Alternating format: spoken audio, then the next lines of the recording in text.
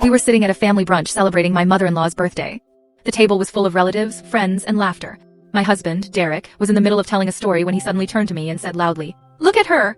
Always cutting coupons, saving pennies like we're living in the Great Depression. It's embarrassing. Who even does that in 2025?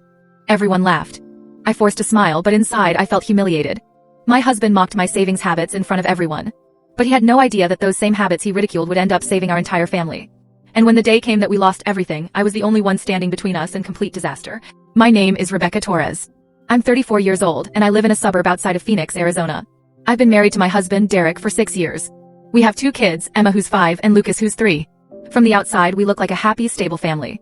But behind closed doors, Derek and I have always had one major point of conflict. Money. I grew up in a working-class family. My parents were good people who worked hard, but they struggled financially. My dad was a mechanic, and my mom worked as a receptionist at a dental office. They made enough to get by, but there were months when things were tight. Really tight. I remember times when we ate rice and beans for dinner 3 nights in a row because that's all we could afford. I remember my mom crying quietly in the kitchen because she didn't know how she was going to pay the electric bill. When I was 16, my parents went through a financial crisis. My dad got injured at work and couldn't work for 6 months. They had no savings. No emergency fund. No backup plan. We almost lost our house. I watched my parents go through absolute hell during that time. The stress. The fear. The shame. I promised myself I would never let that happen to me.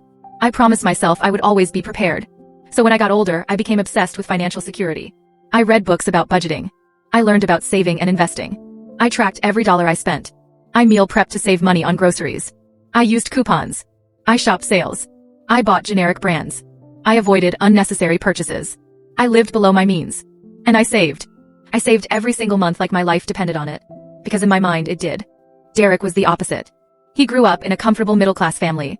His parents were stable. They had good jobs. They never struggled. Money was never a source of stress for him. So he spent it freely. He bought the latest tech gadgets. He went out to eat several times a week. He bought brand-name clothes.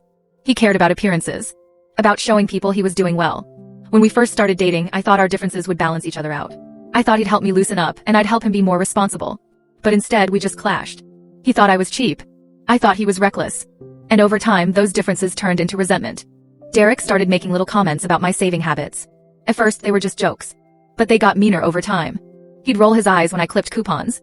He'd sigh when I suggested we eat at home instead of going out.